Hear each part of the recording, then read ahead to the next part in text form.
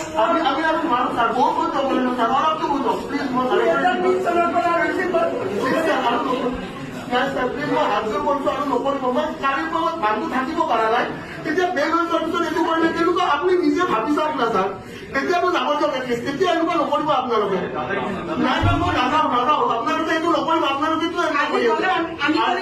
আগে যাব ইমান মানুহৰ কাৰণে কাম কৰি কি লাভ হৈ আছে